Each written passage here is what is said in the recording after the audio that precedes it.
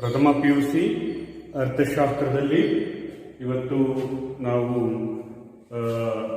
ಭಾಗ 2 ಭಾರತದ ಅಭಿವೃದ್ಧಿ, ಭಾರತದ ಆರ್ಥಿಕ ಅಭಿವೃದ್ಧಿ ಎಂಬ ಪುಸ್ತಕದಲ್ಲಿ ನಾವು 6ನೇ ಅಧ್ಯಾಯವಾಗಿರ್ತಕ್ಕಂತಹ ಗ್ರಾಮೀಣಾಭಿವೃದ್ಧಿ ಅನ್ನೋ ವಿಚಾರವನ್ನು ತಿಳಿತಾ ಇದ್ದೇವೆ. ಈ ಗ್ರಾಮೀಣಾಭಿವೃದ್ಧಿ ಅಂದ್ರೇನು? ಗ್ರಾಮಗಳ ಜನರ ಆದಾಯವನ್ನು ಹೆಚ್ಚಿಸಲು, ಗ್ರಾಮಗಳ ಜನರ ಆದಾಯವನ್ನು ಹೆಚ್ಚಿಸಿ ಅವರ ಸಾಮಾಜಿಕ ಮತ್ತು ಆರ್ಥಿಕ ಸ್ಥಿತಿಗತಿಯನ್ನು ಸುಧಾರಿಸಲು ಕೈಗೊಳ್ಳುವುದೇ ಗ್ರಾಮೀಣಾಭಿವೃದ್ಧಿ. ಅಂದರೆ ಗ್ರಾಮಾಂತರ ಪ್ರದೇಶಗಳಲ್ಲಿರ್ತಕ್ಕಂಥ ಮೂಲಭೂತ ಸೌಕರ್ಯಗಳನ್ನು ಒದಗಿಸಿ ಅವರ ಜೀವನ ಮಟ್ಟವನ್ನು ಹೆಚ್ಚಿಸುವುದರ ಮೂಲಕ ಅವರಲ್ಲಿ ಸಾಮಾಜಿಕ ಮತ್ತು ಆರ್ಥಿಕ ಸ್ಥಾನಮಾನಗಳನ್ನು ಹೆಚ್ಚಿಸಲು ಕೈಗೊಂಡಂತಹ ಕ್ರಮಗಳನ್ನೇ ನಾವು ಗ್ರಾಮೀಣಾಭಿವೃದ್ಧಿ ಅಂತಕ್ಕಂಥದ್ದನ್ನ ಕಳೆದ ತರಗತಿಯಲ್ಲಿ ನೋಡಿದ್ವಿ. ಹಾಗೆಯೇ ಗ್ರಾಮಗಳ ಅಭಿವೃದ್ಧಿಗೆ, ಗ್ರಾಮೀಣ ಪ್ರದೇಶದ ಅಭಿವೃದ್ಧಿಗಾಗಿ ಇರತಕ್ಕಂಥ ಪ್ರಮುಖ ಸಂಗತಿಗಳು ಅನ್ನೋದನ್ನು ಸಹ ನೋಡಿದ್ವಿ. ಗ್ರಾಮಗಳಲ್ಲಿ ಮೂಲಸೌಕರ್ಯಗಳನ್ನು ಒದಗಿಸೋದು, ಹಾಗೆಯೇ ಗ್ರಾಮೀಣ ಪ್ರದೇಶದಲ್ಲಿ ಬಡತನವನ್ನು ಕಡಿಮೆ ಮಾಡ್ತಕ್ಕಂಥದ್ದು, ಅದೇ ರೀತಿ ಭೂ ಸುಧಾರಣೆಗಳನ್ನು ಅನುಷ್ಠಾನಗೊಳಿಸ್ತಕ್ಕಂಥದ್ದು, ಈ ಎಲ್ಲ ಕ್ರಮಗಳು ಸಹ ಗ್ರಾಮೀಣ ಅಭಿವೃದ್ಧಿಯ ಮೂಲ ಸಂಗತಿಗಳು. ಹಾಗೆಯೇ ಗ್ರಾಮೀಣ ಅಭಿವೃದ್ಧಿಯಲ್ಲಿ ಕೃಷಿ ಸಾಲ ನೀತಿ ಅಥವಾ ಗ್ರಾಮೀಣ ಸಾಲ ಅಂತಕ್ಕಂಥದ್ದು ಮಹತ್ವದ ಪಾತ್ರ ವಹಿಸುತ್ತದೆ. ಗ್ರಾಮೀಣ ಪ್ರದೇಶದಲ್ಲಿ ಹೆಚ್ಚಾಗಿ ಬಡವರಿದ್ದಾರೆ. ಹಾಗಾಗಿ ಬಡವರಿರೋದ್ರಿಂದ ಅವರು ವಿಶೇಷವಾಗಿ ಕೃಷಿಯನ್ನು ಅವಲಂಬಿಸಿರೋದ್ರಿಂದ ಅವರಿಗೆ ಸಾಲ ಸೌಲಭ್ಯಗಳನ್ನು ಒದಗಿಸೋದು ಅನಿವಾರ್ಯವಾಗಿದೆ. ಅದರಲ್ಲಿ ಪ್ರಮುಖವಾಗಿ ಸಾಲವನ್ನು ಒದಗಿಸತಕ್ಕಂಥ 2 ಮೂಲಗಳನ್ನು ನೋಡಿದ್ದೀವಿ. ಒಂದು ಸಾಂಸ್ಥಿಕ ಮೂಲಗಳು, ಮತ್ತೊಂದು ಸಾಂಸ್ಥಿಕೇತರ ಮೂಲಗಳನ್ನು ವಿಶ್ಲೇಷಣೆ ಮಾಡಿದ್ದೀವಿ. ಹಾಗೆಯೇ ಗ್ರಾಮೀಣ ಅಭಿವೃದ್ಧಿಯಲ್ಲಿ ಕೃಷಿ ಮಾರುಕಟ್ಟೆ ವ್ಯವಸ್ಥೆನೂ ಸಹ ಅತ್ಯಂತ ಪ್ರಮುಖವಾಗಿರ್ತಕ್ಕಂಥ ಪಾತ್ರವನ್ನು ವಹಿಸುತ್ತವೆ. ರೈತರು ಬೆಳೆದಂತಹ ಬೆಳೆಗಳಿಗೆ ವೈಜ್ಞಾನಿಕವಾಗಿರ್ತಕ್ಕಂತಹ ಬೆಲೆಯನ್ನು ದೊರೆಯಬೇಕು ಅಂತ ಹೇಳಿದ್ರೆ ನಾವು ಕೃಷಿ ಮಾರುಕಟ್ಟೆ ವ್ಯವಸ್ಥೆಯಲ್ಲಿ ಸುಧಾರಣೆಗಳನ್ನು ಜಾರಿಗೆ ತರಬೇಕಾಗುತ್ತೆ. ಇದಕ್ಕಾಗಿ ಸರ್ಕಾರ ಹಲವಾರು ಕ್ರಮಗಳನ್ನು ಕೈಗೊಂಡಿದೆ. ಅಲ್ಲಿಯ ನಿಯಂತ್ರಿತ ಮಾರುಕಟ್ಟೆಗಳನ್ನು ಸ್ಥಾಪನೆ ಮಾಡೋದು, ಸಹಕಾರಿ ಮಾರುಕಟ್ಟೆಗಳ ಸ್ಥಾಪನೆ, ಹಾಗೆಯೇ ಭಾರತೀಯ ಆಹಾರದ ನಿಗಮದ ಸ್ಥಾಪನೆ, ಉಗ್ರಾಣಗಳನ್ನು ಸ್ಥಾಪನೆ ಮಾಡ್ತಕ್ಕಂಥದ್ದು, ಶೈತ್ಯಾಗಾರಗಳನ್ನು ಸ್ಥಾಪನೆ ಮಾಡ್ತಕ್ಕಂಥದ್ದು, ನಂತರ ಕನಿಷ್ಠ ಬೆಂಬಲ ಬೆಲೆ ಯೋಜನೆಯನ್ನು ಅನುಷ್ಠಾನಗೊಳಿಸ್ತಕ್ಕಂಥದ್ದು, ಸಾರ್ವಜನಿಕ ವಿತರಣಾ ವ್ಯವಸ್ಥೆಯನ್ನು ಸಹ ಅನುಷ್ಠಾನಗೊಳಿಸಿರ್ತಕ್ಕಂಥದ್ದು. ಈ ಎಲ್ಲ ಕ್ರಮಗಳಿಂದಾಗಿ ಕೃಷಿ ಮಾರುಕಟ್ಟೆಯಲ್ಲಿ ಸಾಕಷ್ಟು ಪ್ರಗತಿಯನ್ನ ಸಾಧಿಸಿ ಆ ಮೂಲಕ ಗ್ರಾಮಗಳ ಅಭಿವೃದ್ಧಿಗೆ ಸರ್ಕಾರ ತನ್ನದೇ ಆಗಿರ್ತಕ್ಕಂತಹ ಕೊಡುಗೆಗಳನ್ನು ನೀಡ್ತಾ ಇದೆ. ಅದರ ಜೊತೆಗೆ ಉತ್ಪಾದನಾ ಚಟುವಟಿಕೆಗಳ ವೈವಿಧ್ಯತೆಯೂ ಸಹ ಗ್ರಾಮೀಣಾಭಿವೃದ್ಧಿಯಲ್ಲಿ ಪ್ರಮುಖ ಪಾತ್ರ ವಹಿಸುತ್ತದೆ. ಅದರಲ್ಲೂ ಸಹ ವಿಶೇಷವಾಗಿ ಕೃಷಿ ವೈವಿಧ್ಯತೆಯ ವಿಧಗಳು ಅಂದರೆ ಮುಖ್ಯ ಕಸುಬು ಕೃಷಿಯನ್ನು ತೊಡಗೋದ್ರ ಜೊತೆಗೆ ಅದಕ್ಕೆ ಸಂಬಂಧಿಸಿದ ಚಟುವಟಿಕೆಗಳಲ್ಲಿ ತೊಡಗಿರತಕ್ಕಂಥದ್ದು, ಆ ಮೂಲಕ ರೈತರ ಆದಾಯವನ್ನು ಹೆಚ್ಚಿಸತಕ್ಕಂಥದ್ದು. ಅಂದರೆ ಕೃಷಿಯ ಜೊತೆಗೆ ಅಥವಾ ಕೃಷಿ ಸಂಬಂಧಿ ಚಟುವಟಿಕೆಗಳಾಗಿರ್ತಕ್ಕಂತಹ ಪಶುಪಾಲನೆ, ಮೀನು ಸಾಕಾಣಿಕೆ, ಹಾಗೆಯೇ ಇವುಗಳನ್ನ ನಾವು ನೋಡಿದ್ವಿ. ಪಶುಪಾಲನೆಯನ್ನು ನೋಡಿದ್ವಿ, ಮೀನುಗಾರಿಕೆಯ ಅಂತಕ್ಕಂಥದ್ದು ನೋಡಿದ್ವಿ, ಹೈನುಗಾರಿಕೆಯಲ್ಲಿ ನೋಡಿದ್ವಿ. ಇವೆಲ್ಲವೂ ಸಹ ಕೃಷಿ ಸಂಬಂಧಿ ವೈವಿಧ್ಯತೆಗಳು. ಅದರ ಜೊತೆಗೆ ಇವತ್ತಿನ ದಿನ ನಾವು ತೋಟಗಾರಿಕೆ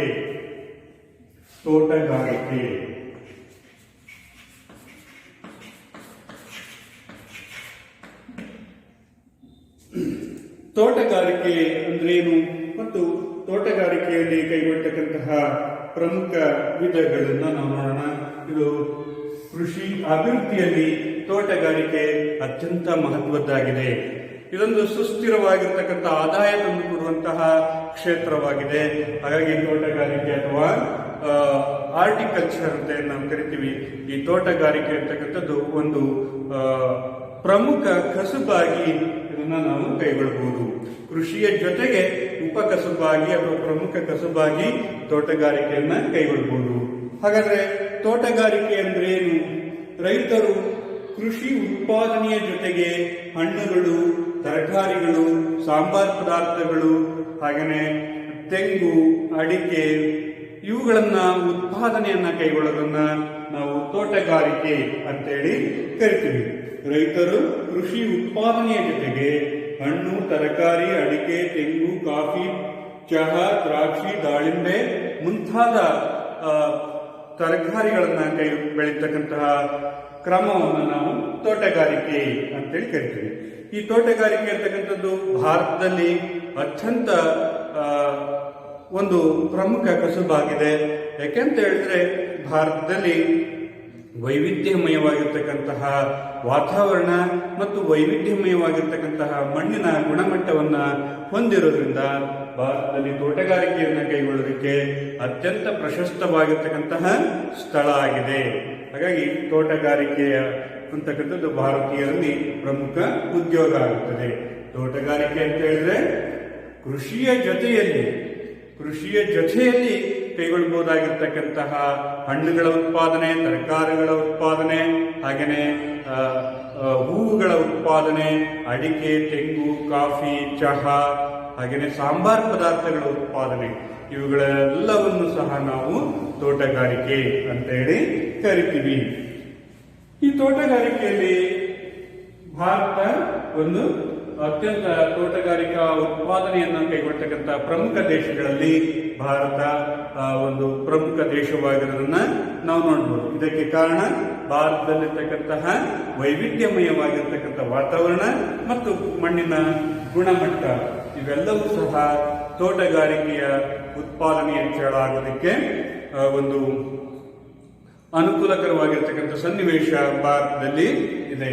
ಹಾಗೆಯೇ ತೋಟಗಾರಿಕೆಯಲ್ಲಿ ನಾವು ಒಟ್ಟು ಕೃಷಿ ಉತ್ಪಾದನೆಯಲ್ಲಿ ತೋಟಗಾರಿಕೆಯಲ್ಲಿ 33% ಜನರು ತೋಟಗಾರಿಕೆಯಲ್ಲೇ ತೊಡಗಿದ್ದಾರೆ.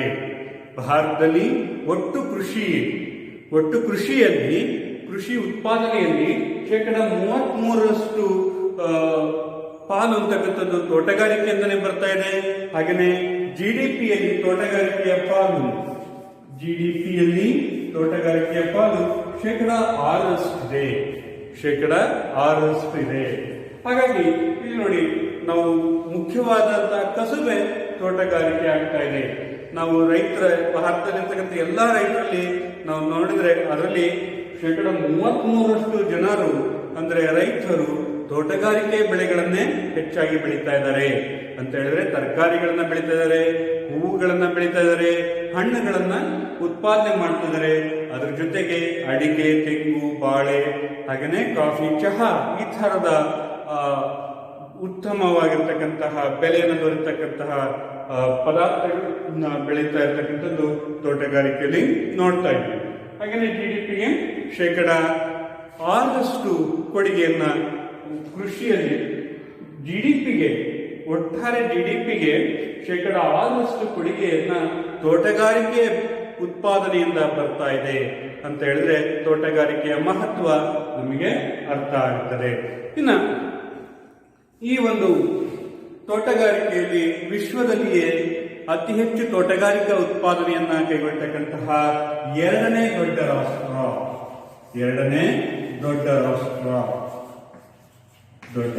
ರಾಷ್ಟ್ರ ತೋಟಗಾರಿಕೆ ಉತ್ಪಾದನೆಯನ್ನ ಕೈಗೊಳ್ಳತಕ್ಕಂತಹ ಜಗತ್ತಿನಲ್ಲಿಯೇ ಎರಡನೇ ದೊಡ್ಡ ರಾಷ್ಟ್ರ ಆಗಿದೆ ಭಾರತದ ತೋಟಗಾರಿಕೆಯ ಉತ್ಪಾದನೆ.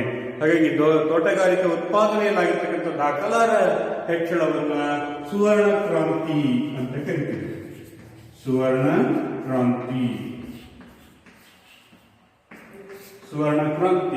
ಕ್ರಾಂತಿ ಅಂತ ಹೇಳಿದ್ರೆ ತೋಟಗಾರಿಕಾ ಉತ್ಪಾದನೆಯಲ್ಲಾಗಿರುವಂತಹ ದಾಖಲಾರ ಹೆಚ್ಚಳವನ್ನ ಸುವರ್ಣ ಕ್ರಾಂತಿ ಅಥವಾ ಇದನ್ನ ಗೋಲ್ಡನ್ ರೆವಲ್ಯೂಷನ್ ಅಂತ ಕರೀತಾರೆ.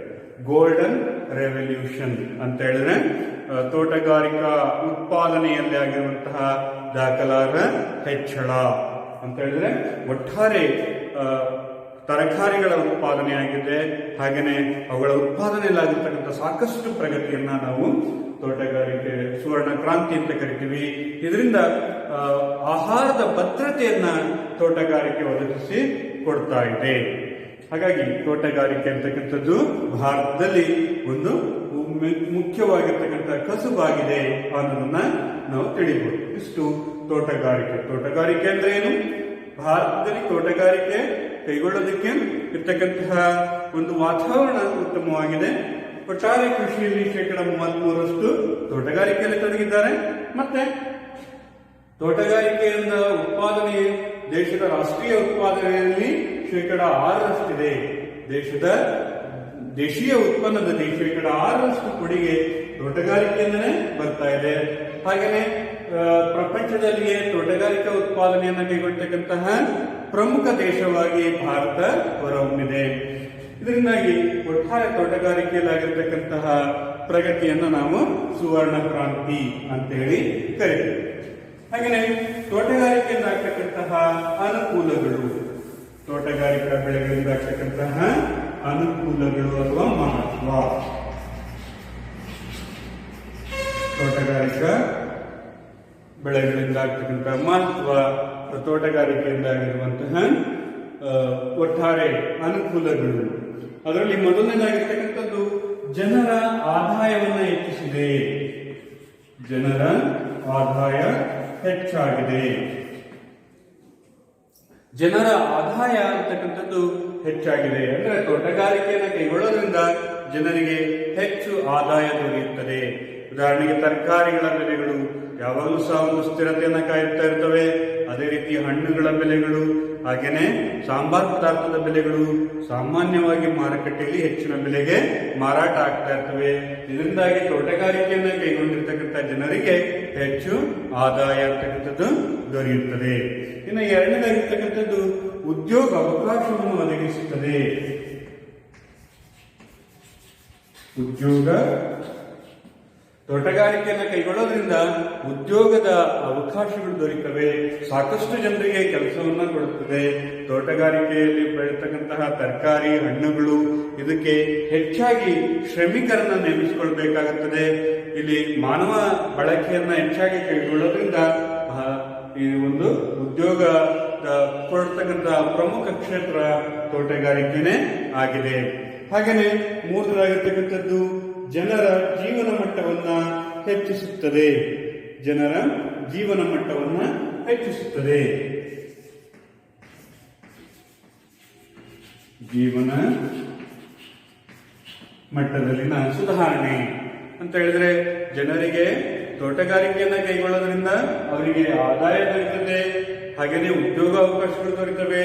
ಹೆಚ್ಚು ಆದಾಯವನ್ನ ಅವರು ಗಳಿಸಿದರೆ ಅವರ ಕೊಂಡುಕೊಳ್ಳುವ ಸಾಮರ್ಥ್ಯ ಹೆಚ್ಚಾಗುತ್ತದೆ. ಕೊಂಡುಕೊಳ್ಳುವ ಸಾಮರ್ಥ್ಯ ಹೆಚ್ಚಾದರೆ ಉತ್ತಮ ಗುಣಮಟ್ಟದ ಜೀವನವನ್ನ ನಡೆಸುತ್ತಾರೆ. ಜೀವನದ ಮಟ್ಟ ಅಂತ ಹೇಳಿದ್ರೆ ಅವರ ಕೊಂಡುಕೊಳ್ಳುವ ಸಾಮರ್ಥ್ಯ ಹೆಚ್ಚಾಗ್ತಕ್ಕಂಥದ್ದು. ಉತ್ತಮ ಗುಣಮಟ್ಟದ ಸರಕುಗಳನ್ನು ಕೊಂಡುಕೊಳ್ಳುವ ಸಾಮರ್ಥ್ಯ ಹೆಚ್ಚಾಗುತ್ತದೆ. ಆವಾಗ ಅವರ ಜೀವನ ಮಟ್ಟದ ಸಹ ಏನಾಗುತ್ತೆ, ಸುಧಾರಣೆ ಆಗುತ್ತೆ. ಅಂದ್ರೆ ಆರ್ಥಿಕವಾಗಿ ಸ್ಥಿತಿವಂತರಾಗ್ತಾರೆ. ಆರ್ಥಿಕವಾಗಿ ಉನ್ನತ ಸ್ಥಾನದಲ್ಲಿ ಇರೋದಕ್ಕೆ ತೋಟಗಾರಿಕೆ ಅಂತಕ್ಕಂಥದ್ದು ಮಹತ್ವದ ಕೊಡುಗೆಯನ್ನು ಕೊಡುತ್ತದೆ. ಹಾಗೆಯೇ ಅತ್ಯಂತ ಮುಖ್ಯವಾಗಿ ನಾವು ನೋಡೋದಾದ್ರೆ ಮಹಿಳಾ ಸ್ವಾವಲಂಬಿಗಳಾಗ್ತಾರೆ. ಮಹಿಳೆಯರಿಗೆ ಸ್ವಾವಲಂಬಿ ಜೀವನ.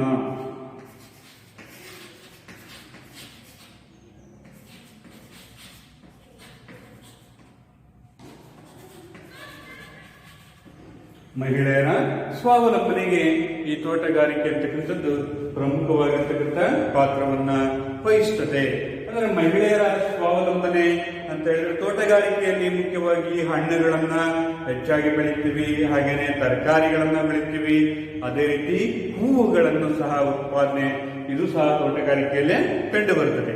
ಈ ಕ್ಷೇತ್ರದಲ್ಲಿ ಹೆಚ್ಚಾಗಿ ಮಹಿಳಾ ಕಾರ್ಮಿಕರನ್ನೇ ನಾವು ನೇಮಿಸಿಕೊಳ್ಬೇಕಾಗುತ್ತದೆ. ಅಂದ್ರೆ ಮಹಿಳೆಯರು ಸಹ ಈ ಕೆಲಸವನ್ನ ನಿರ್ವಹಿಸಬಹುದು. ಹಣ್ಣುಗಳ ಉತ್ಪಾದನೆ, ಹಾಗೇನೆ ಹೂವುಗಳನ್ನ ಕೊಯ್ಲು ಮಾಡ್ತಕ್ಕಂಥದ್ದು, ಹೂವುಗಳನ್ನ ಕಟ್ಟುವಂತ ವಿಚಾರದಲ್ಲಿ ಇಲ್ಲೆಲ್ಲ ಸಹ ಮಹಿಳೆಯರಿಗೆ ಉದ್ಯೋಗ ಅವಕಾಶಗಳು ದೊರೆಯುತ್ತದೆ. ಹಾಗಾಗಿ ಇಲ್ಲಿ ಹೂ ಕಟ್ಟುವುದು, ಹಾಗೆ ನರ್ಸರಿಗಳನ್ನ ಕೈಗೊಳ್ಳತಕ್ಕಂಥದ್ದು, ಹೈಬ್ರಿಡ್ ಬೀಜಗಳ ಉತ್ಪಾದನೆ, ಅಂಗಾಂಶ ಕೃಷಿ ಉತ್ಪಾದನೆ, ಹಾಗೇನೆ ಹಣ್ಣು ಮತ್ತು ಹೂವುಗಳ ಬೀಜ ಪ್ರಸರಣ, ಆಹಾರದ ಸಂಸ್ಕರಣೆ, ಇಲ್ಲೆಲ್ಲ ಸಹ ಮಹಿಳೆಯರಿಗೆ ಮಹಿಳಾ ಕಾರ್ಮಿಕರಿಗೆ ಹೆಚ್ಚಿನ ಬೇಡಿಕೆ ಅಂತಕ್ಕಂಥದ್ದು ಕಂಡು ಬರುತ್ತದೆ. ಇದರಿಂದಾಗಿ ಮಹಿಳೆಯರಿಗೆ ಹೆಚ್ಚು ಉದ್ಯೋಗ ಅವಕಾಶಗಳು ಸಹ ದೊರೆಯುತ್ತವೆ. ಹೀಗಾಗಿ ತೋಟಗಾರಿಕೆ ಅಂತಕ್ಕಂಥದ್ದು ಅತ್ಯಂತ ಪ್ರಮುಖವಾಗಿರ್ತಕ್ಕಂತಹ ಒಂದು ಕಸುಬಾಗಿ ನಾವು ಗಮನಿಸಬಹುದು. ಯಾಕೆಂತ ಹೇಳಿದ್ರೆ ಮಹಿಳೆಯರಿಗೆ ಹೆಚ್ಚು ಸ್ವಾವಲಂಬನೆಯನ್ನ ಇದು ಒದಗಿಸಿಕೊಡುತ್ತದೆ. ಹಾಗೆಯೇ ತೋಟಗಾರಿಕೆಯಿಂದ ಕೈಗೊಳ್ಳೋದ್ರಿಂದ ಒಂದು ಸುಸ್ಥಿರವಾಗಿರ್ತಕ್ಕಂಥ ಆದಾಯ ಅಂತಕ್ಕಂಥದ್ದು ದೊರೆಯುತ್ತದೆ. ಅಡಿಕೆ, ತೆಂಗು, ಹಾಗೆಯೇ ದಾಳಿಂಬೆ ಹಣ್ಣುಗಳಾಗಿರ್ಬೋದು, ಹಣ್ಣುಗಳ ಉತ್ಪಾದನೆ, ಅದೇ ರೀತಿ ಮೂಸಂಬಿ ಹಣ್ಣುಗಳ ಉತ್ಪಾದನೆ, ಸೇಬು ಹಣ್ಣುಗಳ ಉತ್ಪಾದನೆ, ಇವು ಭಾರತ ಒಂದು ವೈವಿಧ್ಯವಾಗಿರ್ತಕ್ಕಂತಹ ಹವಾಮಾನಕ್ಕೆ ಮತ್ತು ವೈವಿಧ್ಯವಾಗಿರ್ತಕ್ಕಂಥ ಮಣ್ಣನ್ನು ಹೊಂದಿರೋದ್ರಿಂದ ಇಂತಹ ವಸ್ತುಗಳನ್ನು ನಾವು ಉತ್ಪಾದನೆ ಮಾಡಬಹುದು. ಹಾಗೆಯೇ ಅಂತಾರಾಷ್ಟ್ರೀಯ ಮಟ್ಟದಲ್ಲಿ ಈ ಹಣ್ಣುಗಳಿಗೆ, ಹೂವುಗಳಿಗೆ ಹೆಚ್ಚು ಬೇಡಿಕೆ ಇರುವುದರಿಂದ ಒಂದು ಹೆಚ್ಚಿನ ಆದಾಯವನ್ನು ನಿರೀಕ್ಷೆ ಮಾಡಬಹುದು. ಹಾಗಾಗಿ ಭಾರತ ಈ ತೋಟಗಾರಿಕೆಯಲ್ಲಿ ಹೆಚ್ಚು ಪ್ರಗತಿಯನ್ನ ಸಾಧಿಸಿದೆ. ಇಷ್ಟು ಕೃಷಿ ವೈವಿಧ್ಯತೆಯ ಕಸುಬುಗಳು, ಕೃಷಿ ವೈವಿಧ್ಯತೆಯ ಕೃಷಿ ಸಂಬಂಧಿ ಚಟುವಟಿಕೆಗಳು. ಕೃಷಿ ಸಂಬಂಧಿ ಚಟುವಟಿಕೆಗಳಲ್ಲಿ ಒಂದು ಪಶುಪಾಲನೆ, 2 ಮೀನುಗಾರಿಕೆ, ಹಾಗೆಯೇ 3 ತೋಟಗಾರಿಕೆ ಅಂತಕ್ಕಂಥದ್ದನ್ನ ನಾವು ನೋಡಿದ್ದೀವಿ. ಇನ್ನು ಮುಂದಿನ ಒಂದು ನೋಡ್ತಕ್ಕಂಥದ್ದು ಕೃಷಿಯಲ್ಲಿ ಮಾಹಿತಿ ತಂತ್ರಜ್ಞಾನ. ಕೃಷಿಯಲ್ಲಿ ಮಾಹಿತಿ ತಂತ್ರಜ್ಞಾನವನ್ನು ನಾವು ತಿಳ್ಕೊಳ್ಳೋಣ.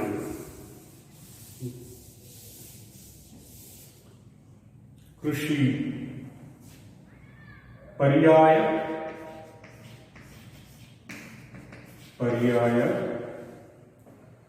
ಜೀವನಾಧಾರದ ಆಯ್ಕೆ.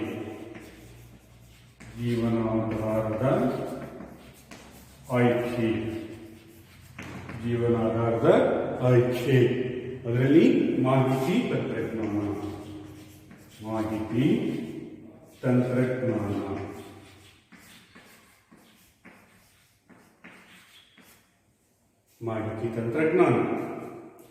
ಭಾರತ ಮಾಹಿತಿ ತಂತ್ರಜ್ಞಾನದ ಒಂದು ಉದಯೋನ್ಮುಖವಾಗಿರ್ತಕ್ಕಂಥ ರಾಷ್ಟ್ರ ಆಗಿ ಬೆಳೀತಾ ಇದೆ. ಎಮರ್ಜ್ ಆಗಿ ಭಾರತ ಬೆಳೀತಾ ಇರೋದನ್ನ ನಾವು ನೋಡ್ತಾ ಇದ್ದೀವಿ.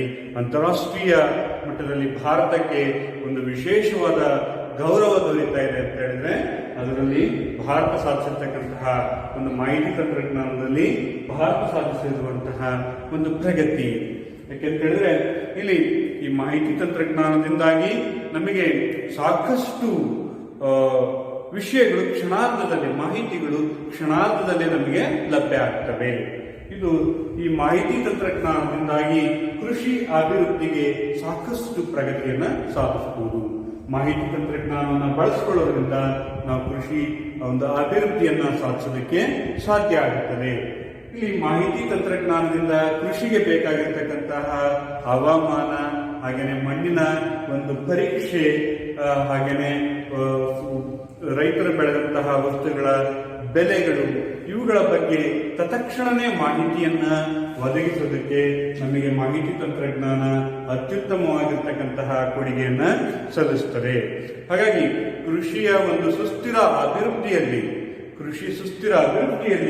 ಮಾಹಿತಿ ತಂತ್ರಜ್ಞಾನದ ಕೊಡುಗೆ ಇತ್ತೀಚೆಗೆ ಹೆಚ್ಚು ಪ್ರಕಾಶಮಾನವಾಗ್ತಾ ಇದೆ, ಹೆಚ್ಚು ಮಹತ್ವವನ್ನು ಪಡೀತಾ ಇದೆ ಅನ್ನೋದನ್ನ ನಾವು ನೋಡಬಹುದು. ಹಾಗಾಗಿ ಸುಸ್ಥಿರ ಅಭಿವೃದ್ಧಿಗೆ ಮಾಹಿತಿ ತಂತ್ರಜ್ಞಾನದ ಕೊಡುಗೆಗಳನ್ನು ನಾವು ನೋಡೋದಾದ್ರೆ ಒಂದರಾಗಿರ್ತಕ್ಕಂಥದ್ದು ಕೃಷಿ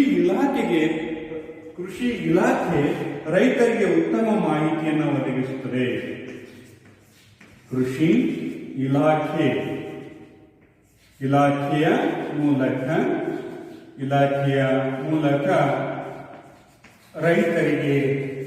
ರೈತರಿಗೆ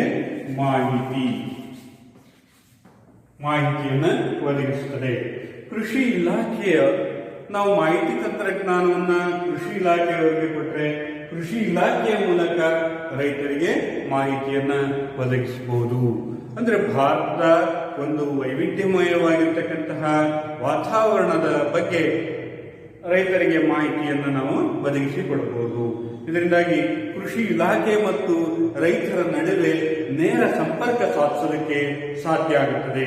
ರೈತರಿಗೆ ತಮಗೆ ಬೇಕಾಗಿರ್ತಕ್ಕಂತಹ ಯಾವುದೇ ಒಂದು ಸಮಸ್ಯೆಗಳಿಗೆ ತತ್ಕ್ಷಣವೇ ಕೃಷಿ ಇಲಾಖೆಯ ತಂತ್ರಜ್ಞರನ್ನ ಸಂಪರ್ಕಿಸಲು ಈ ಮಾಹಿತಿ ತಂತ್ರಜ್ಞಾನ ಹೆಚ್ಚು ಅನುಕೂಲಕರವಾಗ್ತಾ ಇದೆ. ಇದರಿಂದಾಗಿ ರೈತರು ಮತ್ತು ಕೃಷಿ ಇಲಾಖೆಯ ನಡುವೆ ಉತ್ತಮ ಸಂಬಂಧ ಅಂತಕ್ಕಂಥದ್ದು ಬೆಳೆಯಲಿಕ್ಕೆ ಸಾಧ್ಯ ಆಗುತ್ತದೆ. ಇನ್ನ ಎರಡನೇದಾಗಿರ್ತಕ್ಕಂಥದ್ದು ಮಾಹಿತಿ ತಂತ್ರಜ್ಞಾನದಿಂದ ಬೆಳೆಯಲು ಬೇಕಾದ ಆಧುನಿಕ ತಂತ್ರಜ್ಞಾನ. ಬೆಳೆಗಳನ್ನು ಬೆಳೆಯಲು ಆಧುನಿಕ ತಂತ್ರಜ್ಞಾನ. ಆಧುನಿಕ ತಂತ್ರಜ್ಞಾನ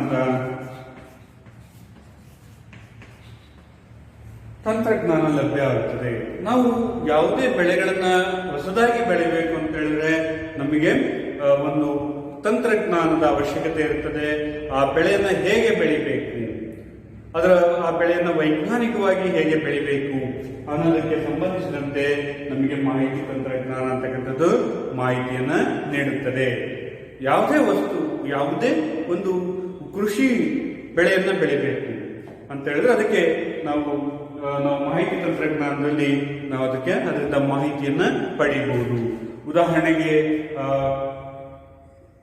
ತೆಂಗಿನ ಬೆಳೆ ಉತ್ಪಾದನೆಗೆ ಸಂಬಂಧಿಸಿದಂತೆ ಆಧುನಿಕವಾಗಿ ತೆಂಗು ಬೆಳೆಯನ್ನ ಹೇಗೆ ನಾವು ಬೆಳೆಯಬಹುದು ಅನ್ನೋದನ್ನು ಸಹ ಮಾಹಿತಿ ತಂತ್ರಜ್ಞಾನದಿಂದ ನಾವು ಸರ್ಚ್ ಮಾಡಬಹುದು ಅಥವಾ ಯೂಟ್ಯೂಬ್ಗಳನ್ನ ಬಳಕೆ ಮಾಡ್ಕೊಳ್ಬಹುದು. ಹಾಗೇನೆ ನಮಗೆ ಬೇಕಾಗಿರ್ತಕ್ಕಂತಹ ಒಂದು ಇಂಟರ್ನೆಟ್ ಮೂಲಕ ಅವುಗಳನ್ನು ಸರ್ಚ್ ಮಾಡಿ ಅವುಗಳನ್ನು ಹುಡುಕಿ ಅದರಿಂದ ಹೆಚ್ಚಿನ ಒಂದು ಆಧುನಿಕವಾಗಿರ್ತಕ್ಕಂಥ ತಂತ್ರಜ್ಞಾನಗಳನ್ನ ಬಳಕೆ ಮಾಡಬಹುದು. ಇದರಿಂದಾಗಿ ಕೃಷಿ ಉತ್ಪಾದನಾ ವೆಚ್ಚ ಅಂತಕ್ಕಂಥದ್ದು ಕಡಿಮೆ ಆಗೋದಕ್ಕೆ ಸಾಧ್ಯ ಆಗುತ್ತದೆ. ಕಬ್ಬು ಬೆಳೆ ಇರ್ಬೋದು, ಹಾಗೆಯೇ ತೆಂಗು, ಅದೇ ರೀತಿ ತರಕಾರಿಗಳನ್ನ ಬೆಳೆಯತಕ್ಕಂಥದ್ದು, ಇವುಗಳ ಬೆಳೆಯಲ್ಲಿ ನಾವು ಒಂದು ಆಧುನಿಕ ತಂತ್ರಜ್ಞಾನವನ್ನ ಅಳವಡಿಸಿಕೊಳ್ಳೋದಕ್ಕೆ ಮಾಹಿತಿ ತಂತ್ರಜ್ಞಾನ ಅಂತಕ್ಕಂಥದ್ದು ಹೆಚ್ಚು ಸಹಾಯಕವಾಗಿದೆ. ಹಾಗೆಯೇ ಮೂರನೇದಾಗಿರ್ತಕ್ಕಂಥದ್ದು ಬೆಲೆಯ ಬಗ್ಗೆ ಮಾಹಿತಿಯನ್ನ ಒದಗಿಸುತ್ತದೆ.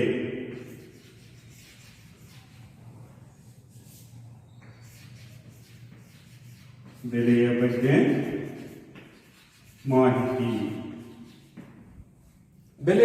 ಮಾಹಿತಿಯನ್ನು ಒದಗಿಸುತ್ತದೆ. ರೈತರು ಬೆಳೆದಂತಹ ಉತ್ಪನ್ನಗಳಿಗೆ ಉತ್ತಮವಾಗಿರ್ತಕ್ಕಂಥ ಬೆಲೆ ಯಾವ ಮಾರುಕಟ್ಟೆಯ ಬಗೆಯಲ್ಲಿ ಲಭ್ಯವಾಗ್ತಾ ಇದೆ, ಅಂದ್ರೆ ಮಾರುಕಟ್ಟೆಗೆ ಸಂಬಂಧಿಸಿದಂತಹ ಮಾಹಿತಿಗಳನ್ನ ನಾವು ಮಾಹಿತಿ ತಂತ್ರಜ್ಞಾನದ ಮೂಲಕ ವೇಗವಾಗಿ ತಿಳಿಯೋದಕ್ಕೆ ಸಾಧ್ಯ ಆಗುತ್ತದೆ.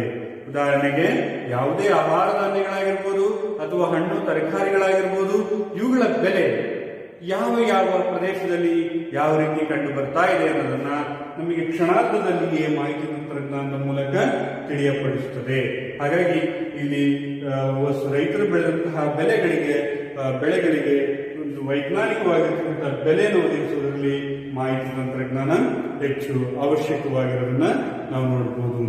ಹಾಗೆಯೇ ನಾಲ್ಕನೇದಾಗಿರ್ತಕ್ಕಂಥದ್ದು ಮಣ್ಣಿನ ಗುಣಮಟ್ಟದ ಪರೀಕ್ಷೆಯಲ್ಲಿ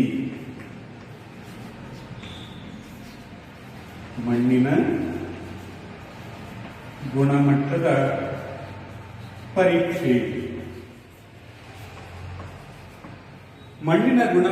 ಪರೀಕ್ಷೆಯಲ್ಲಿ ಅತ್ಯಂತ ಮಹತ್ವದ ಒಂದು ಪಾತ್ರವನ್ನು ಮಾಹಿತಿ ತಂತ್ರಜ್ಞಾನ ಒದಗಿಸಿಕೊಡ್ತಾ ಇದೆ. ಇದು ಸಹ ಒಂದು ಯಾವ ಮಣ್ಣಿನಲ್ಲಿ ಯಾವ ಬೆಳೆಗಳನ್ನ ಬೆಳೆಯಬೇಕು ಅನ್ನೋದನ್ನ ಮಾಹಿತಿ ತಂತ್ರಜ್ಞಾನ ನಮಗೆ ಒದಗಿಸಿ ಕೊಡುತ್ತದೆ. ಹಾಗೆಯೇ ಗ್ರಾಮೀಣ ಪ್ರದೇಶದಲ್ಲಿ ಉದ್ಯೋಗ ಅವಕಾಶಗಳನ್ನು ಒದಗಿಸುತ್ತದೆ. ಉದ್ಯೋಗಾವಕಾಶಗಳನ್ನ ಈ ಮಾಹಿತಿ ತಂತ್ರಜ್ಞಾನದಿಂದ ನಾವು ಪಡೆಯಬಹುದಾಗಿದೆ. ಹೀಗೆ ಸುಸ್ಥಿರ ಅಭಿವೃದ್ಧಿ, ಗ್ರಾಮೀಣ ಪ್ರದೇಶದ ಸುಸ್ಥಿರ ಅಭಿವೃದ್ಧಿಯಲ್ಲಿ ಮಾಹಿತಿ ತಂತ್ರಜ್ಞಾನ ಅತ್ಯಂತ ಪ್ರಮುಖವಾಗಿರ್ತಕ್ಕಂತಹ ಪಾತ್ರವನ್ನ ವಹಿಸುತ್ತದೆ. ಈ ಎಲ್ಲ ನಾವು ಅನುಕೂಲಗಳನ್ನು ನೋಡಿದಾಗ ಒಂದು ಗ್ರಾಮೀಣ ಪ್ರದೇಶದಲ್ಲಿ ಇವತ್ತು ಆಧುನಿಕ ಜಗತ್ತಿನೊಂದಿಗೆ ಆಧುನಿಕ ಜಾಗತಿಕ ಸಂಪರ್ಕವನ್ನ ಗ್ರಾಮೀಣ ಪ್ರದೇಶಗಳು ಪಡಿತಾ ಇದ್ದಾವೆ. ಏನು ನಾವು ಅನೇಕ ಗ್ರಾಮೀಣ ಪ್ರದೇಶಗಳು ಒಂದು ಜಗತ್ತಿನ ಸಂಪರ್ಕವನ್ನ ಕಳ್ಕೊಂಡಿದ್ವು. ಅಂದ್ರೆ ಅವುಗಳನ್ನ ಸಂಪರ್ಕಿಸೋದು ನಮಗೆ ತುಂಬಾ ಕಷ್ಟ ಆಗಿತ್ತು. ಯಾವಾಗ ನಮಗೆ ಮಾಹಿತಿ ತಂತ್ರಜ್ಞಾನ, ಇನ್ಫಾರ್ಮೇಶನ್ ಟೆಕ್ನಾಲಜಿ, ಐಟಿ ಅಂತಕ್ಕಂಥದ್ದು ಬಂತು ನಮಗೆ, ಆಗ ನಮಗೆ ಕೃಷಿ ಇಲಾಖೆಯೊಂದಿಗೆ ರೈತರನ್ನ ಸಂಪರ್ಕಿಸಬಹುದಾಯಿತು.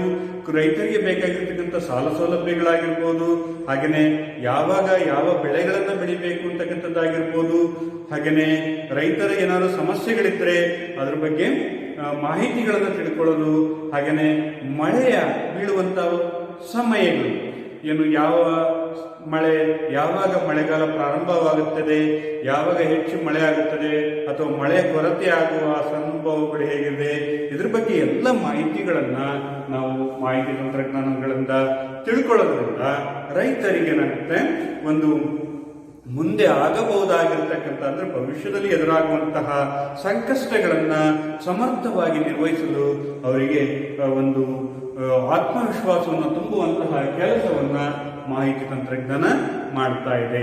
ಇದರಿಂದಾಗಿ ಒಟ್ಟಾರೆ ರೈತರ ಒಂದು ಸುಸ್ಥಿರವಾಗಿರ್ತಕ್ಕಂಥ ಅಭಿವೃದ್ಧಿಗೆ ಮಾಹಿತಿ ತಂತ್ರಜ್ಞಾನ ಒಂದು ಉತ್ತಮವಾಗಿರ್ತಕ್ಕಂಥ ಕೊಡುಗೆಯನ್ನ ಕೊಡ್ತಾ ಇದೆ. ಹಾಗೆಯೇ ನಾವು ಮುಂದಿನ ಒಂದು ಪರಿಕಲ್ಪನೆಯನ್ನ ನೋಡೋದಾದ್ರೆ ಸುಸ್ಥಿರ ಅಭಿವೃದ್ಧಿ ಮತ್ತು ಸಾವಯವ ಬೇಸಾಯ.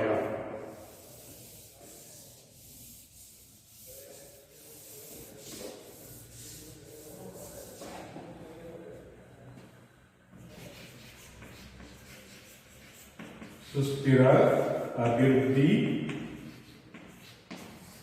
ಮತ್ತು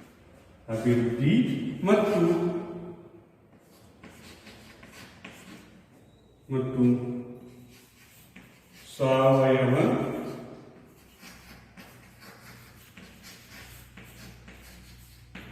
ಬೇಸಾಯ. ಸುಸ್ಥಿರ ಅಭಿವೃದ್ಧಿ ಮತ್ತು ಸಾವಯವ ಬೇಸಾಯ ಇದು ಈ ಒಂದು ಅಧ್ಯಾಯದ ಕೊನೆಯ ಪರಿಕಲ್ಪನೆ. ಈ ಅಧ್ಯಾಯದ ಕೊನೆಯ ಪರಿಕಲ್ಪನೆ ಸುಸ್ಥಿರ ಅಭಿವೃದ್ಧಿ ಮತ್ತು ಸಾವಯವ ಬೇಸಾಯ. ನೋಡಿ, ನಮಗೆ ಹಿಂದೆ ನೋಡಿದ್ದೀವಿ, ಕೃಷಿ ಉತ್ಪಾದನೆಯಲ್ಲಿ 1960ರಿಂದ 2002ರ ಅವಧಿಯಲ್ಲಿ ಕೃಷಿ ಉತ್ಪಾದನೆಯಲ್ಲಿ ದಾಖಲಾರವಾಗಿರ್ತಕ್ಕಂಥ ಹೆಚ್ಚಳದಿಂದಾಗಿ ಭಾರತದಲ್ಲಿ ಹಸಿರು ಕ್ರಾಂತಿ ಅಂತಕ್ಕಂಥದ್ದು ಸಂಭವಿಸಿತು. ಇವಾಗಲೂ ಸಹ ನಾವು ಈ ಒಂದು ಒಟ್ಟಾರೆ ಕೃಷಿ ಅಭಿವೃದ್ಧಿಯಲ್ಲಿ ಅಥವಾ ಕೃಷಿ ಆಹಾರ ಧಾನ್ಯಗಳ ಉತ್ಪಾದನೆಯಲ್ಲಿ ಭಾರತ ಒಂದು ಹೆಚ್ಚು ಆಹಾರ ಧಾನ್ಯಗಳನ್ನು ಉತ್ಪಾದಿಸುವಂತಹ ರಾಷ್ಟ್ರವಾಗಿ ಹೊರಹೊಮ್ಮುತ್ತಾ ಇದೆ. ಇದಕ್ಕೆಲ್ಲ ಮುಖ್ಯ ಕಾರಣ ಅಂತ ಹೇಳಿದ್ರೆ ಹಸಿರು ಕ್ರಾಂತಿಯ ಪರಿಣಾಮಗಳು ಅಥವಾ ಹಸಿರು ಕ್ರಾಂತಿ ಅಂತ ಹೇಳಿ ಕರಿತೀವಿ. ಈ ಹಸಿರು ಕ್ರಾಂತಿ ಸಂಭವಿಸೋದಕ್ಕೆ ಮುಖ್ಯ ಕಾರಣ ಏನು ಅಂತಕ್ಕಂಥದ್ದನ್ನ ನಾವು ಕಳೆದ ತರಗತಿಯಲ್ಲಿ ನೋಡಿದೀವಿ. ಅಲ್ಲಿ ಹೈಬ್ರಿಡ್ ಬಿತ್ತನೆ ಬೀಜಗಳು ಅಥವಾ ಅಧಿಕ ಇಳುವರಿಯನ್ನು ನೀಡತಕ್ಕಂತಹ ಬಿತ್ತನೆ ಬೀಜಗಳು, ರಾಸಾಯನಿಕ ಗೊಬ್ಬರಗಳ ಬಳಕೆ, ಕ್ರಿಮಿನಾಶಕಗಳ ಬಳಕೆ, ಹಾಗೆಯೇ ನೀರಾವರಿ ಸೌಲಭ್ಯಗಳನ್ನು ಒದಗಿಸಿರುವುದು, ಇವೆಲ್ಲ ಕಾರಣಗಳಿಂದಾಗಿ ನಾವು ಹಸಿರು ಕ್ರಾಂತಿ ಅಂತಕ್ಕಂಥದ್ದು ಸಂಭವಿಸಿದೆ ಅನ್ನೋದನ್ನ ನಾವು ನೋಡಿದ್ದೀವಿ. ಅಂದ್ರೆ ಹಸಿರು ಕ್ರಾಂತಿ ಸಂಭವಿಸೋದಕ್ಕೆ ಮುಖ್ಯ ಕಾರಣ ರಸಗೊಬ್ಬರದ ಬಳಕೆ, ಹಾಗೆಯೇ ಕ್ರಿಮಿನಾಶಕಗಳ ಬಳಕೆ, ಹಾಗೆಯೇ ನೀರಾವರಿಯ ವ್ಯವಸ್ಥೆ ಅಥವಾ ನೀರಾವರಿ ಸೌಲಭ್ಯಗಳು, ಇವೆಲ್ಲ ಕಾರಣದಿಂದಾಗಿ ಹಸಿರು ಕ್ರಾಂತಿ ಸಂಭವಿಸಿದೆ. ಆದರೆ ನಾವು ಕೃಷಿ ಉತ್ಪಾದನೆಯನ್ನು ಹೆಚ್ಚಿಸುವ ಉದ್ದೇಶದಿಂದ ಇವುಗಳನ್ನು ಬಳಸಿಕೊಂಡದ್ರ ಪರಿಣಾಮ ಏನಾಯಿತು ಅಂತ ಹೇಳಿದ್ರೆ, ರಸಗೊಬ್ಬರವನ್ನ ಬಳಸಿಕೊಂಡದ್ರ ಪರಿಣಾಮ ಭೂಮಿಯ ಫಲವತ್ತತೆ ಕ್ಷಣಿಕವಾಗಿ ಹೆಚ್ಚಾಯಿತು. ಆನಂತರ ಅದು ಭೂಮಿಯ ತನ್ನ ಫಲವತ್ತತೆಯನ್ನ, ಮಣ್ಣಿನ ಗುಣಮಟ್ಟ ಕಡಿಮೆ ಆಗ್ತಾ ಹೋಯಿತು. ಹಾಗೆಯೇ ಅಧಿಕ ಇಳುವರಿ ಬಿತ್ತನೆ ಮಾಡ್ತಕ್ಕಂಥ ಬೀಜಗಳನ್ನು ನಾವು ಬಳಸಿದ್ರ ಪರಿಣಾಮವಾಗಿ ಭೂಮಿಯ ಫಲವತ್ತತೆಯನ್ನ ಅದು ಕಡಿಮೆ ಆಗೋದಕ್ಕೆ ಕಾರಣ ಆಯಿತು. ಹಾಗೆಯೇ ಕ್ರಿಮಿನಾಶಕಗಳನ್ನ ಬಳಸಿದ್ರ ಪರಿಣಾಮವಾಗಿ ಜೀವ ಸಂಕುಲಗಳು, ಮಣ್ಣಿನಲ್ಲಿರ್ತಕ್ಕಂತಹ ಜೀವಕೋಶಗಳು ಸಾವನ್ನಪ್ಪಿದವು. ಇದರಿಂದಾಗಿ ಭೂಮಿ ಬರಡಾಗ್ತಾ ಹೋಗ್ತಾ ಇದೆ. ಹಾಗೆಯೇ ಇತರೆ ಪ್ರಾಣಿ ಸಸ್ಯಗಳು ಸಹ ಏನಾಗ್ತಾ ಇದ್ದಾವೆ, ನಾಶ ಆಗ್ತಾ ಇದ್ದಾವೆ. ಇವೆಲ್ಲ ಆಗ್ತಾ ಇರ್ತಕ್ಕಂಥ ಯಾವುದರಿಂದ ಅಂದ್ರೆ ಭೂಮಿಯಲ್ಲಾಗಿರ್ತಕ್ಕಂತಹ ಫಲವತ್ತತೆಯ ನಾಶ ಮತ್ತು ಭೂಮಿಯಲ್ಲಿರ್ತಕ್ಕಂತಹ ಒಂದು ಜೀವಕೋಶಗಳ ನಾಶ ಆಗ್ತಕ್ಕಂಥದ್ದು, ಹಾಗೆಯೇ ಸಸ್ಯಗಳಲ್ಲಾಗಿರ್ತಕ್ಕಂತಹ ಹಾನಿ, ಒಟ್ಟಾರೆ ಒಂದು ಏನಾಯಿತು, ಮಣ್ಣಿನ ಒಂದು ವಾತಾವರಣದಲ್ಲಿ ವಿಷದ ವಾತಾವರಣ ಅಂತಕ್ಕಂಥದ್ದು ನಿರ್ಮಾಣ ಆಗೋದಕ್ಕೆ ಸಾಧ್ಯ ಆಯಿತು. ಇದರಿಂದಾಗಿ ಕೃಷಿ ಉತ್ಪಾದನೆ ಹೆಚ್ಚಾಯಿತು. ಜನರ ಆರೋಗ್ಯದ ಮೇಲೆ ವ್ಯತಿರಿಕ್ತದ ಪರಿಣಾಮ ಅಂತಕ್ಕಂಥದ್ದು ಸಂಭವಿಸಿತು. ಒಟ್ಟಾರೆ ಒಂದು ಹಸಿರು ಕ್ರಾಂತಿಯಿಂದ ನಮಗೆ ಉತ್ಪಾದನೆ ಹೆಚ್ಚಾಗಿರ್ಬೋದು, ಆದರೆ ನಮ್ಮ ಮಾನವನ ಆರೋಗ್ಯದ ಮೇಲೆ ಒಂದು ದುಷ್ಪರಿಣಾಮಗಳನ್ನು ಬೀರೋದಕ್ಕೆ ಸಾಧ್ಯ ಆಯಿತು. ಹಾಗಾಗಿ ಈ ಒಂದು ಹಸಿರು ಕ್ರಾಂತಿಯಿಂದ ಆಗಿರ್ತಕ್ಕಂಥ ಪರಿಣಾಮಗಳನ್ನು ಗಮನಿಸಿದಾಗ ನಾವು ಹೊಸದಾಗಿ ಒಂದು ಸಾಂಪ್ರದಾಯಿಕವಾಗಿರ್ತಕ್ಕಂತಹ ಬೇಸಾಯ ವಿಧಾನಗಳನ್ನು ಅನುಸರಿಸಬೇಕು ಅಂತಕ್ಕಂಥದ್ದು ನಮಗೆ ಗೋಚರ ಆಯಿತು. ಹಾಗಾಗಿ ಒಂದು ಭೂಮಿಯ ಫಲವತ್ತತೆಯನ್ನು ಹೆಚ್ಚಿಸಬೇಕು, ಮತ್ತೊಂದು ಕಡೆ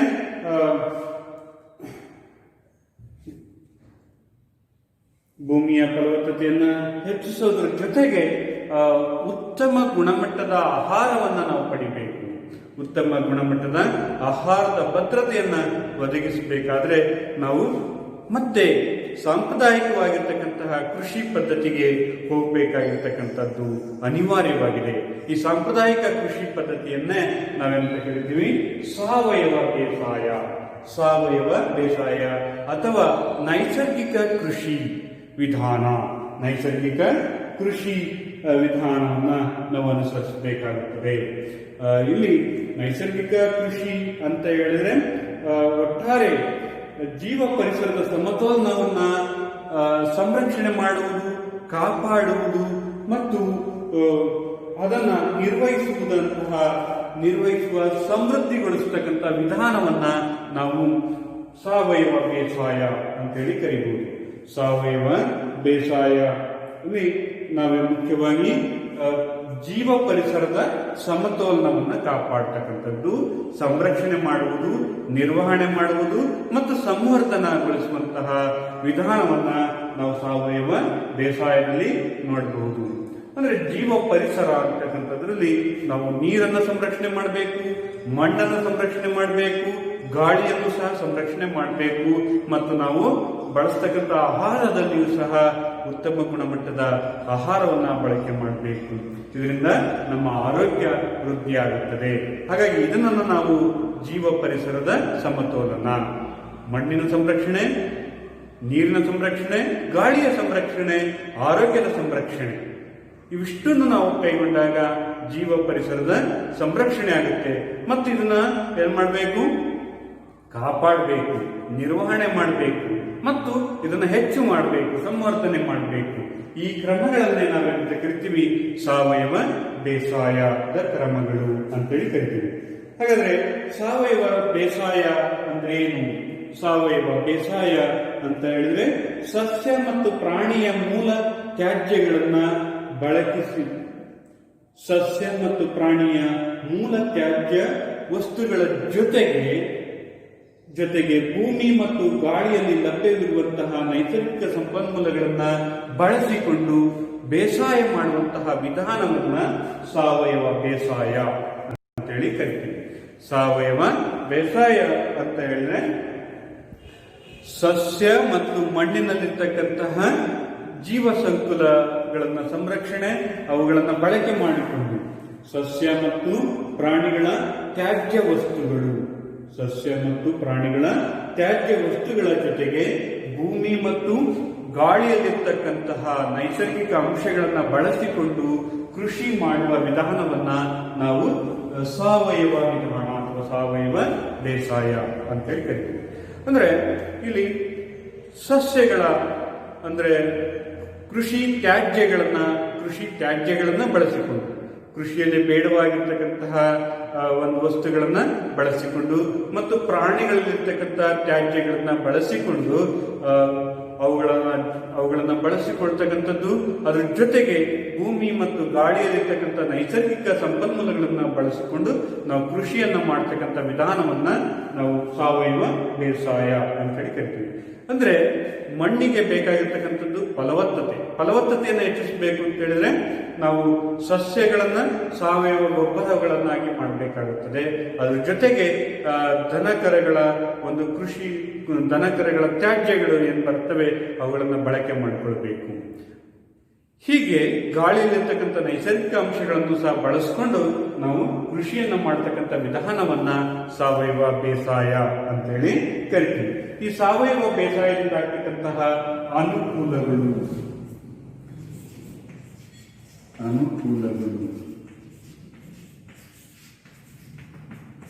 ಒಂದನೇದಾಗಿರ್ತಕ್ಕಂಥದ್ದು ಸಾವಯವ ಬೇಸಾಯದಿಂದ ಹೂಡಿಕೆಗೆ ಹೆಚ್ಚಿನ ಪ್ರತಿಫಲ ಬರುತ್ತದೆ. ಹೂಡಿಕೆಗೆ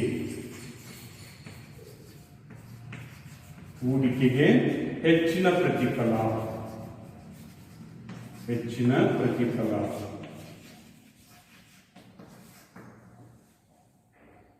ಹೂಡಿಕೆಗೆ ಅಂದ್ರೆ ಇಲ್ಲಿ ಸಾವಯವ ಕೃಷಿಯಿಂದ ಹೂಡಿಕೆಗೆ ಹೆಚ್ಚಿನ ಪ್ರತಿಫಲ ಬರುತ್ತದೆ. ನಾವು ಕೃಷಿ ಉತ್ಪಾದನೆಯನ್ನು ಹೆಚ್ಚಿಸಬೇಕು ಅಂತ ಹೇಳಿದ್ರೆ ಮೊಟ್ಟ ಮೊದಲು ನಾವೇನ್ ಮಾಡಬೇಕಾಗುತ್ತದೆ, ಮಣ್ಣನ್ನ ಸಂರಕ್ಷಣೆ ಮಾಡಬೇಕಾಗುತ್ತದೆ ಅಥವಾ ಮಣ್ಣಿನ ಫಲವತ್ತತೆಯನ್ನ ಹೆಚ್ಚಿಸಬೇಕಾಗುತ್ತದೆ. ಇದಕ್ಕೆ ಮಣ್ಣಿನ ಫಲವತ್ತತೆಯನ್ನು ಹೆಚ್ಚಿಸಬೇಕು ಅಂತ ಹೇಳಿದ್ರೆ ರಸಗೊಬ್ಬರವನ್ನ ಬಳಸೋದ್ರ ಬದಲಾಗಿ ಕೃಷಿ ತ್ಯಾಜ್ಯಗಳನ್ನೇ ನಾವು ಬಳಕೆ ಮಾಡಿಕೊಂಡು ಅಥವಾ ಪ್ರಾಣಿಗಳ ತ್ಯಾಜ್ಯಗಳನ್ನೇ ಬಳಕೆ ಮಾಡಿಕೊಂಡು ಮಣ್ಣಿನ ಫಲವತ್ತತೆಯನ್ನು ಹೆಚ್ಚಿಸಿದಾಗ ಒಂದು ಕಡೆ ಕೃಷಿಯಲ್ಲಿ ಹೂಡಿಕೆ ಕಡಿಮೆ ಆಗುತ್ತದೆ, ಮತ್ತೊಂದು ಕಡೆ ಅದರಿಂದ ಮಣ್ಣಿನ ಫಲವತ್ತತೆಯನ್ನು ಸಹ ಹೆಚ್ಚಾಗೋದ್ರಿಂದ ನಮಗೆ ಪ್ರತಿಫಲನೂ ಸಹ ಏನಾಗುತ್ತೆ, ಹೆಚ್ಚಾಗ್ತದೆ. ನಾವು ಕೃಷಿ ತ್ಯಾಜ್ಯಗಳನ್ನು ಸಂರಕ್ಷಣೆ ಅವುಗಳನ್ನು ಬಳಕೆ ಮಾಡಿಕೊಳ್ಳೋದಕ್ಕೆ ನಾವೇನು ಹೆಚ್ಚು ಹೂಡಿಕೆಯನ್ನ ಮಾಡಬೇಕು, ಹಣವನ್ನು ಖರ್ಚು ಮಾಡಬೇಕಾಗಿಲ್ಲ. ಹಾಗೇನೆ ದನಕರಗಳ ಒಂದು ತ್ಯಾಜ್ಯಗಳನ್ನ ಬಳಸ್ಕೊಳ್ಳೋದ್ರಿಂದ ಅಲ್ಲಿ ಏನಾಗುತ್ತೆ, ಮಣ್ಣಿನ ಫಲವತ್ತತೆಯನ್ನು ಸಹ ಹೆಚ್ಚಾಗುತ್ತದೆ. ಇದಕ್ಕೆ ಹೂಡಿಕೆ ಅಥವಾ ಹಣದ ವೆಚ್ಚ ಅಂತಕ್ಕಂಥದ್ದು ಕಡಿಮೆ ಆಗುತ್ತದೆ. ಹಾಗೇನೆ ಅದರ ಮಣ್ಣಿನ ಫಲವತ್ತತೆ ಹೆಚ್ಚಾಗುತ್ತದೆ. ಅದರ ಜೊತೆಗೆ ಪ್ರತಿಫಲನೂ ಸಹ ಏನಾಗುತ್ತೆ, ಹೆಚ್ಚು ಬರುತ್ತದೆ. ಅಂದ್ರೆ ಹೂಡಿಕೆಗಿಂತ ಭೂಮಿಯಿಂದ ಬರ್ತಕ್ಕಂಥ ಪ್ರತಿಫಲ ಏನಾಗಿರುತ್ತದೆ, ಹೆಚ್ಚಾಗಿರುತ್ತದೆ. ಇನ್ನು ಎರಡನೇದಾಗಿರ್ತಕ್ಕಂಥದ್ದು ಕೃಷಿ ಉತ್ಪನ್ನಗಳಿಗೆ ಅಂದ್ರೆ ಸಾವಯವ ಉತ್ಪನ್ನಗಳಿಗೆ ಹೆಚ್ಚಿನ ಬೇಡಿಕೆ ಕಂಡು ಬರುತ್ತದೆ.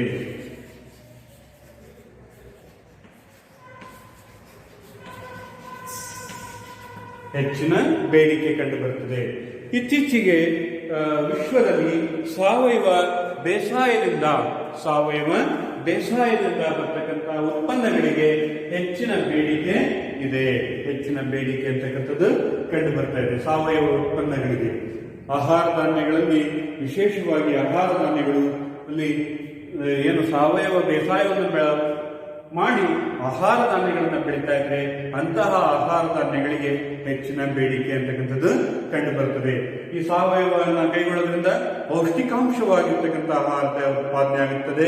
ಹಾಗಾಗಿ ಅಂತಹ ವಸ್ತುಗಳಿಗೆ ಹೆಚ್ಚಿನ ಬೇಡಿಕೆ ಅಂತಕ್ಕಂಥದ್ದು ಕಂಡು ಬರ್ತದೆ. ಇನ್ನು ಮೂರನೇದಾಗಿರ್ತಕ್ಕಂಥದ್ದು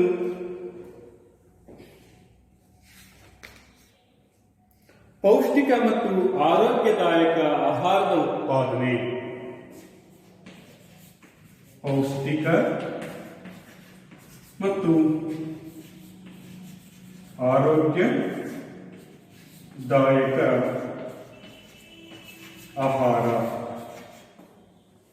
ಪೌಷ್ಟಿಕ ಮತ್ತು ಆರೋಗ್ಯದಾಯಕ ಆಹಾರ ಅಂತಕ್ಕಂಥದ್ದು ಸಾವಯವ ಬೇಸಾಯದಿಂದ ಪಡಿಬಹುದು. ಅಂದ್ರೆ ಸಾವಯವ ಬೇಸಾಯದಿಂದ ನಾವು ಸ್ಥಳೀಯವಾಗಿ ಅಭಿವೃದ್ಧಿಪಡಿಸಿರ್ತಕ್ಕಂಥ ಬೀಜಗಳನ್ನ ಬಳಸ್ಕೊಳ್ಳೋದ್ರಿಂದ, ಹಾಗೇನೆ ಸ್ಥಳೀಯವಾಗಿ ಗೊಬ್ಬರಗಳನ್ನ ತಯಾರು ಮಾಡಿಕೊಳ್ಳೋದ್ರಿಂದ, ಹಾಗೇನೆ ನೀರನ್ನ ಮಿತವಾಗಿ ಬಳಕೆ ಮಾಡಿಕೊಳ್ಳೋದ್ರಿಂದ ಏನಾಗುತ್ತೆ, ನಾವು ಪೌಷ್ಟಿಕಾಂಶವಾಗಿರ್ತಕ್ಕಂಥ ಆಹಾರವನ್ನ ಉತ್ಪಾದನೆ ಮಾಡೋದಕ್ಕೆ ಸಾಧ್ಯ ಆಗುತ್ತದೆ. ಮತ್ತು ಆ ಪೌಷ್ಟಿಕಾಂಶ ಆಹಾರವನ್ನು ಸೇವನೆ ಮಾಡೋದ್ರಿಂದ ನಮ್ಮ ಆರೋಗ್ಯವಾಗಿರ್ತಕ್ಕಂತಹ ಒಂದು ಆರೋಗ್ಯವನ್ನು ಸಹ ಕಾಪಾಡಿಕೊಳ್ಳಬಹುದು.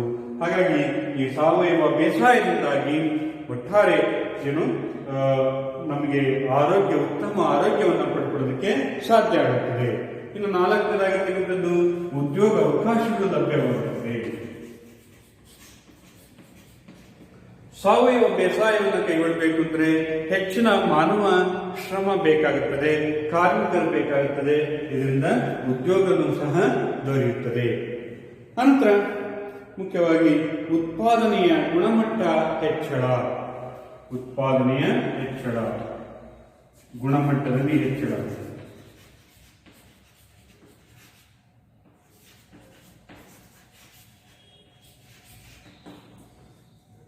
ಉತ್ಪಾದನೆಯ ಗುಣಮಟ್ಟ ಅಂದ್ರೆ ಸಾವಯವ ಬೇಸಾಯವನ್ನ ಕೈಗೊಳ್ಳೋದ್ರಿಂದ ಅಲ್ಲಿ ಉತ್ಪಾದನೆಯೂ ಸಹ ಹೆಚ್ಚಾಗುತ್ತದೆ, ಹಾಗೆ ಉತ್ಪಾದನೆಯಲ್ಲಿ ಏನಾಗುತ್ತೆ, ಗುಣಮಟ್ಟನೂ ಸಹ ಹೆಚ್ಚಳ ಆಗುತ್ತದೆ. ಗುಣಮಟ್ಟ ಅಂತ ಹೇಳಿದ್ರೆ ಅದರಲ್ಲಿ ಪೌಷ್ಟಿಕವಾಗಿರ್ತಕ್ಕಂಥ ಅಂಶಗಳು ಸೇರ್ಪಡೆ ಆಗ್ತವೆ. ಇದನ್ನ ಗುಣಮಟ್ಟದಲ್ಲಿನ ಹೆಚ್ಚಳ ಅಂತೇಳಿ ಕರಿತೀವಿ. ಒಟ್ಟಾರೆ ಸಾವಯವ ಬೇಸಾಯ ಅಂತ ಹೇಳಿದ್ರೆ ಸಸ್ಯ ಮತ್ತು ಪ್ರಾಣಿಯ ತ್ಯಾಜ್ಯಗಳನ್ನ ಬಳಕೆ ಮಾಡಿಕೊಳ್ಳೋದು, ಭೂಮಿ ಮತ್ತು ನೀರು ಗಾಳಿಯಲ್ಲಿರ್ತಕ್ಕಂತಹ ನೈಸರ್ಗಿಕ ಅಂಶಗಳನ್ನು ಬಳಸಿಕೊಂಡು ಕೃಷಿ ಉತ್ಪಾದನೆಯನ್ನ ಕೈಗೊಳ್ಳೋದನ್ನ ನಾವು ಸಾವಯವ ಬೇಸಾಯ ಅಂತ ಹೇಳಿ ಕರಿತೀವಿ. ಈ ಸಾವಯವ ಬೇಸಾಯವನ್ನ ಕೈಗೊಳ್ಳಬೇಕು ಅಂತ ಹೇಳಿದ್ರೆ ಅದರಿಂದ ಆಗ್ತಕ್ಕಂಥ ಅನುಕೂಲಗಳೇನು ಅಂತ ಹೇಳಿದ್ರೆ ನಮಗೆ ಉತ್ಪಾದನಾ ವೆಚ್ಚ ಕಡಿಮೆ ಆಗುತ್ತದೆ, ಅದರಿಂದ ಬರ್ತಕ್ಕಂಥ ಪ್ರತಿಫಲ ಹೆಚ್ಚಾಗಿರುತ್ತದೆ. ಹಾಗೆಯೇ ಸಾವಯವ ಉತ್ಪನ್ನಗಳಿಗೆ ಮಾರುಕಟ್ಟೆಯಲ್ಲಿ ಹೆಚ್ಚಿನ ಬೇಡಿಕೆ ಕಂಡು ಬರುತ್ತದೆ. ಹಾಗೆಯೇ ನಮಗೆ ಉತ್ತಮ ಗುಣಮಟ್ಟದ ಆಹಾರದ ಲಭ್ಯ ಆಗೋದ್ರಿಂದ ನಮ್ಮ ಆರೋಗ್ಯದ ಸಹ ಏನಾಗುತ್ತೆ, ವೃದ್ಧಿಯಾಗುತ್ತದೆ. ಹಾಗೆಯೇ ಸಾವಯವ ಬೇಸಾಯವನ್ನ ಕೈಗೊಳ್ಳೋದಕ್ಕೆ ಮಾನವ ಶ್ರಮಕ್ಕೆ ಹೆಚ್ಚಿನ ಬೇಡಿಕೆ ಬೇಕಾಗಿರೋದ್ರಿಂದ ಇಲ್ಲಿ ಉದ್ಯೋಗ ಅವಕಾಶಗಳು ದೊರೆಯುತ್ತವೆ. ಮತ್ತು ಮಣ್ಣಿನ ಗುಣಮಟ್ಟ ಅಥವಾ ಮಣ್ಣಿನಲ್ಲಿ ಫಲವತ್ತತೆ ಹೆಚ್ಚಾಗೋದ್ರಿಂದ ಉತ್ಪಾದನೆಯ ಮಟ್ಟ ಹೆಚ್ಚಾಗುತ್ತದೆ. ಅದರ ಜೊತೆಗೆ ಗುಣಮಟ್ಟದ ಆಹಾರ ಧಾನ್ಯಗಳು ದೊರೆಯುತ್ತವೆ. ಈ ಎಲ್ಲ ಅನುಕೂಲಗಳನ್ನ ನಾವು ಸಾವಯವ ಬೇಸಾಯ ಅಥವಾ ನೈಸರ್ಗಿಕ ಕೃಷಿ ಅಂತೇಳಿ ಕರಿತೀವಿ. ಆದರೆ ಈ ಸಾವಯವ ಬೇಸಾಯವನ್ನು ಕೈಗೊಳ್ಳೋದ್ರಿಂದ ನಮಗೆ ಅನುಕೂಲಗಳ ಜೊತೆಗೂ ಸಹ ಕೆಲವೊಂದು ದೋಷಗಳು ಅಥವಾ ಮಿತಿಗಳನ್ನು ನಾವು ನೋಡಬಹುದು. ಅದರ ಮಿತಿಗಳನ್ನು ನಾವು ನೋಡೋದಾದ್ರೆ ದೋಷಗಳನ್ನ ನಾವು ನೋಡೋದಾದ್ರೆ ಒಂದನೇದಾಗಿರ್ತಕ್ಕಂಥದ್ದು ಏನು, ಮೂಲ ಸೌಕರ್ಯಗಳು ಕಂಡು ಕೊರತೆ ಇದೆ. ಮೂಲ ಸೌಕರ್ಯ, ಸಾವಯವ ಉತ್ಪನ್ನಕ್ಕೆ ಮೂಲ ಸೌಕರ್ಯಗಳ ಕೊರತೆ.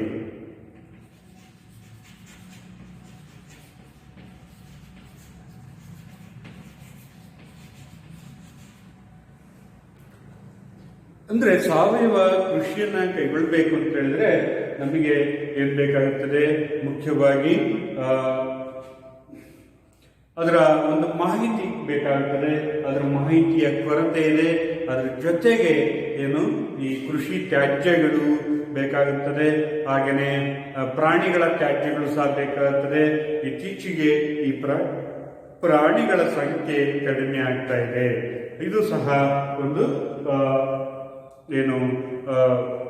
ಸಾವಯವ ಬೇಸಾಯದ ಮೇಲಿರ್ತಕ್ಕಂತಹ ಪ್ರಮುಖ ಮಿತಿಯಾಗಿರ್ತಕ್ಕಂಥದ್ದು. ನಾವು ಹಿಂದೆ ಏನಾಯ್ತು, ಸ್ವತಂತ್ರ ಬಂದಂತ ಸಂದರ್ಭದಲ್ಲಿ ನಾವು ಹೆಚ್ಚಾಗಿ ಸಾವಯವ ಬೇಸಾಯವನ್ನೇ ಕೈಗೊಳ್ತಾ ಇದ್ವಿ.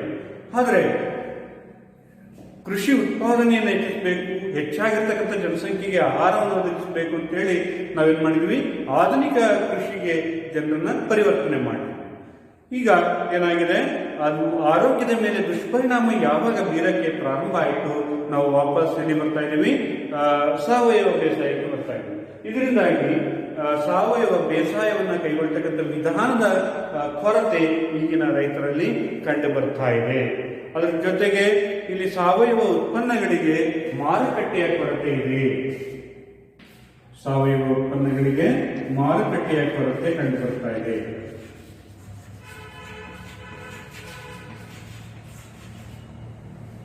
ಸಾವಯವ ಉತ್ಪನ್ನಗಳಿಗೆ ಮಾರುಕಟ್ಟೆಯ ಕೊರತೆ ಅಂತಕ್ಕಂಥದ್ದು ಕಂಡು ಬರ್ತಾ ಇದೆ.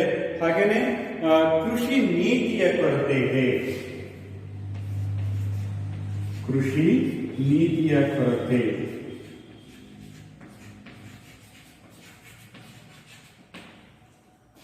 ಹಾಗೆಯೇ ಮತ್ತೊಂದು ಕೊರತೆಯನ್ನು ನಾವು ಗಮನಿಸಬಹುದಾದ್ರೆ, ಸಣ್ಣ ರೈತರಿಗೆ ಇದು ಉಪಯುಕ್ತವಲ್ಲ. ಸಣ್ಣ ರೈತರಿಗೆ ಅಷ್ಟೊಂದು ಪ್ರೋತ್ಸಾಹಕವಾಗಿಲ್ಲ. ಹಾಗೆಯೇ ಈ ಸಾವಯವ ಉತ್ಪನ್ನವು ಸಂರಕ್ಷಣೆ ಮಾಡತಕ್ಕಂಥದ್ದು ಕಷ್ಟ ಆಗುತ್ತದೆ.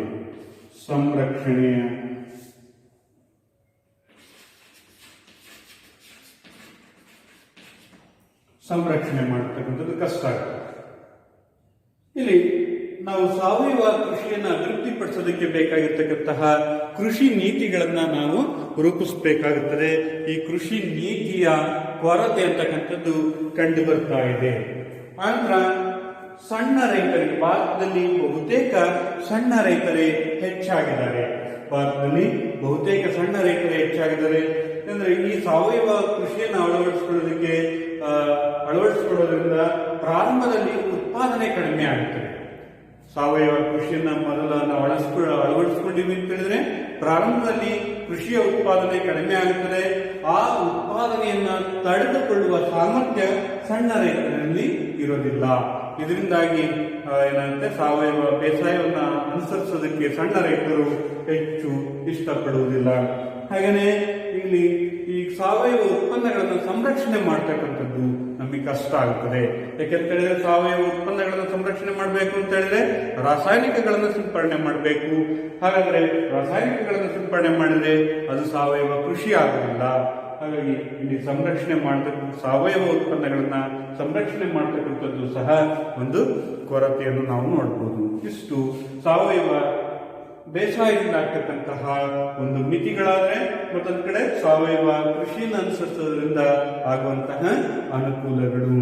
ಹೀಗಾಗಿ ಈ ಒಂದು ಪರಿಕಲ್ಪನೆಯಲ್ಲಿ ಸುಸ್ಥಿರ ಅಭಿವೃದ್ಧಿ ಮತ್ತು ಸಾವಯವ ಬೇಸಾಯ, ಇಲ್ಲಿ ಸುಸ್ಥಿರ ಅಭಿವೃದ್ಧಿ ಅಂತ ಹೇಳಿದ್ರೆ ಒಟ್ಟಾರೆ ನಿರಂತರವಾಗಿರ್ತಕ್ಕಂತಹ ಆದಾಯದಲ್ಲಿನ ಹೆಚ್ಚಳ, ತಲಾ ಆದಾಯದಲ್ಲಿನ ನಿರಂತರ ಹೆಚ್ಚಳ ಅನ್ನ ನಾವು ಸುಸ್ಥಿರ ಅಭಿವೃದ್ಧಿ ಅಂತೇಳಿ ಕರಿಬಹುದು. ಜನರ ಆರೋಗ್ಯದ ಜೊತೆಗೆ ಅವರ ಆದಾಯವೂ ಸಹ ಹೆಚ್ಚಾಗ್ತಕ್ಕಂಥದ್ದು. ಅವರ ಆದಾಯವೂ ಸಹ ಹೆಚ್ಚಾಗೋದನ್ನ ಸುಸ್ಥಿರ ಅಭಿವೃದ್ಧಿ ಅಂತೇಳಿ ಕರಿತೀವಿ. ಅದನ್ನ ಯಾವುದನ್ನು ನಾವು ನೋಡಬಹುದು, ಸಾವಯವ ಬೇಸಾಯವನ್ನ ಕೈಗೊಳ್ಳೋದ್ರಿಂದ ನಾವು ಸುಸ್ಥಿರ ಅಭಿವೃದ್ಧಿಯನ್ನ ಕಾಪಾಡಬಹುದು. ಅಂದ್ರೆ ಒಂದ್ ಕಡೆ ಜನರ ಆದಾಯನೂ ಸಹ ಹೆಚ್ಚಾಗುತ್ತದೆ, ಮತ್ತೊಂದು ಕಡೆ ಕೃಷಿ ಉತ್ಪಾದನೆ ಹೆಚ್ಚಾಗುತ್ತದೆ. ಕೃಷಿ ಉತ್ಪಾದನೆಯ ಒಂದು ಗುಣಮಟ್ಟನೂ ಸಹ ಹೆಚ್ಚಾಗೋದ್ರಿಂದ ನಾವು ಸಾವಯವ ಸುಸ್ಥಿರ ಅಭಿವೃದ್ಧಿಯನ್ನ ಸಾಧಿಸಬಹುದು ಅಂತಕ್ಕಂಥದ್ದು ಈ ಒಂದು ಪರಿಕಲ್ಪನೆಯ ಪ್ರಮುಖ ಉದ್ದೇಶವಾಗಿದೆ. ಇಷ್ಟು ನಾವು ಗ್ರಾಮೀಣ ಅಭಿವೃದ್ಧಿ ಅಂತಕ್ಕಂತಹ ಒಂದು ಅಧ್ಯಾಯದಲ್ಲಿ ಬರ್ತಕ್ಕಂಥ ವಿಷಯಗಳನ್ನ ಇದುವರೆಗೂ ಚರ್ಚೆ ಮಾಡಿದ್ವಿ. ಗ್ರಾಮೀಣ ಅಭಿವೃದ್ಧಿ ಅಂದ್ರೇನು, ಗ್ರಾಮೀಣ ಅಭಿವೃದ್ಧಿಯ ಮೂಲ ಸಂಗತಿಗಳು, ಇಷ್ಟು ವಿಷಯಗಳನ್ನು ನೋಡಿದ್ವಿ. ಅದರ ಜೊತೆಗೆ ಕೃಷಿ ಸಾಲ ವ್ಯವಸ್ಥೆ ಅಥವಾ ಗ್ರಾಮೀಣ ಸಾಲ ವ್ಯವಸ್ಥೆ, ಕೃಷಿ ಮಾರುಕಟ್ಟೆ ಮತ್ತು ಕೃಷಿ ವೈವಿಧ್ಯತೆ. ಕೃಷಿ ವೈವಿಧ್ಯತೆಯಲ್ಲಿ ಪಶುಪಾಲನೆ, ಮೀನುಗಾರಿಕೆ, ತೋಟಗಾರಿಕೆ, ಹಾಗೆಯೇ ಸುಸ್ಥಿರ ಅಭಿವೃದ್ಧಿಯಲ್ಲಿ ಸಾವಯವ ಬೇಸಾಯ. ಈ ಇಷ್ಟು ಪರಿಕಲ್ಪನೆಗಳು ಈ ಅಧ್ಯಾಯದಲ್ಲಿ ಬರ್ತಕ್ಕಂತಹ ಪ್ರಮುಖ ಅಂಶಗಳಾಗಿವೆ. Thank you.